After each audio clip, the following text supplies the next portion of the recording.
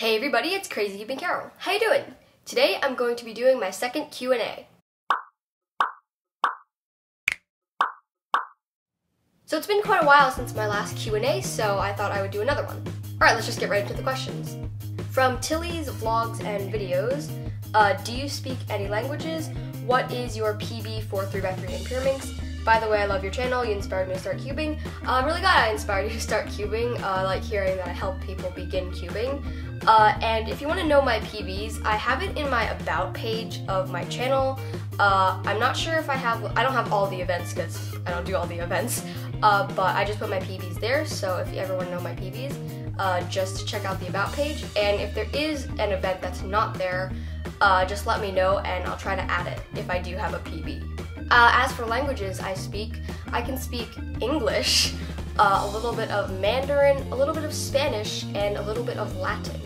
I also want to learn how to speak Elvish. Next question from Down the Drain. Have you ever tried a Minx, spelled Yoda Minx, Megamix, or any other gigantic variations of the Megamix?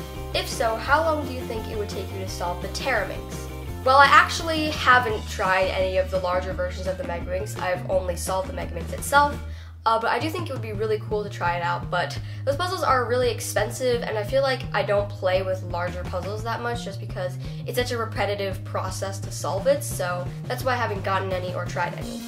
And if I did have a Minx, I think it would take me quite a few hours to solve it, just because it's such a large puzzle, and even though there are larger variations of it, you still have to go through the process of building the centers and the edges, I'm sure. So yeah, it would definitely take me quite a few hours, and I would definitely take breaks in between. I wouldn't solve it in one go.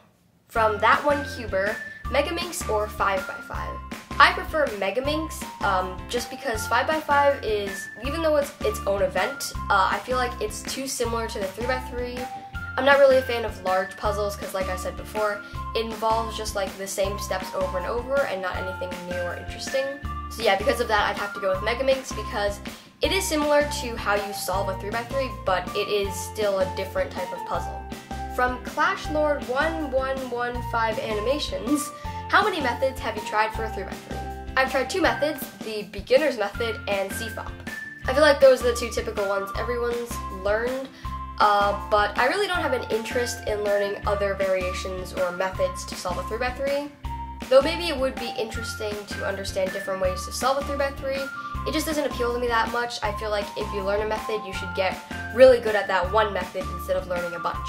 But of course, if there's some way at competition, if you know a bunch of methods for 3x3 and you can pick the fastest way to solve it, that would definitely give you an advantage, but I feel like just learning one method and getting it down really well is more helpful. From Zach Fauser, sorry if I mispronounced your name, who is your biggest Speedcuber inspiration? I have quite a few Speedcuber inspirations. I really take inspiration from a lot of the YouTubers like JRCuber, RedKB, #Cuber.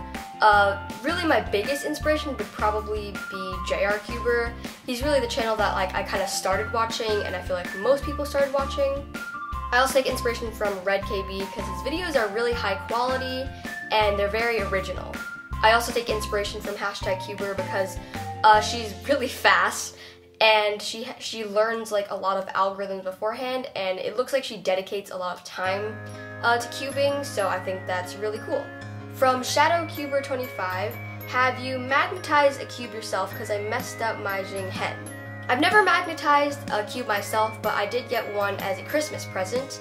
But of course that's the magnetic cube that's made fully out of magnets, and it's not really for speed cubing, it's just an interesting concept.